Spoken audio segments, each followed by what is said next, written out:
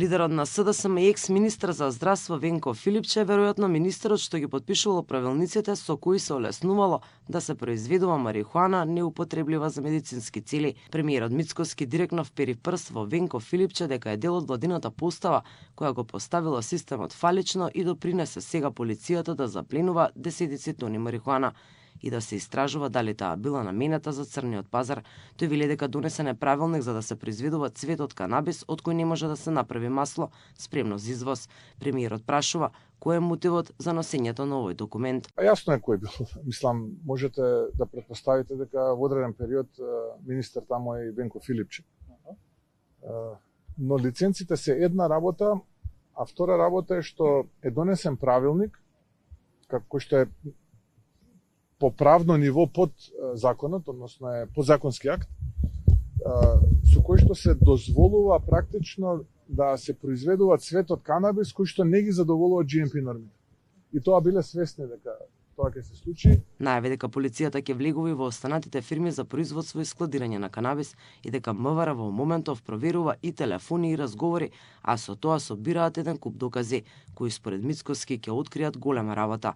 40 тони марихуана е само почеток, според она што го најави премиерот. Тој очекува бројката да стигне до цели 100 тона. Опозицијскиот лидер пак Венко Филипче негира негова поврзаност со овој случај. Воопшто не се занимава со запленетата дрога, туку го повторува барањето надлежните да одговорат како 5 тони марихуана кои што ги заплени српската полиција завршиле во Крушевац. Нема одговор како таа дрога ја поминала границата.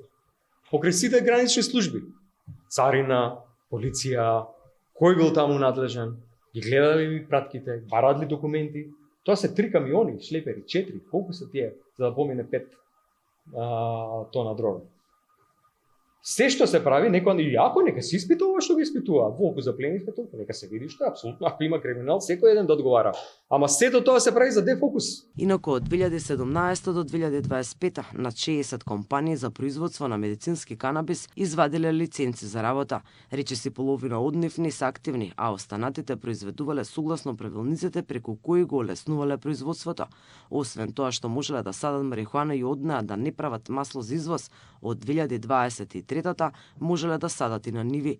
До сега запленети се 40 тони марихуана, од тоа околу 10 тони биле од Скопскиот регион, а околу 30 тони во Струмичко. Станува збор за фирмата Алфа Фарм и Струмичката ЦБД Медплант. Истрагата се прошири до македонските фирми откако во Србија беше уапсен Иван Драгник, кој се јавува како косопственик во скопската фирма. Струмичката пак ЦБД Медплант е во собственост на Христијан Котев, чиј татко во периодот кога ја отвориле фирмата бил председател на огранокот на СДСМ во Ново село. Владачката ВМРО ДПМН со денови обвинува дека фирмите за производство на канабис се поврзани со Венко Филипче и семејството Заеви.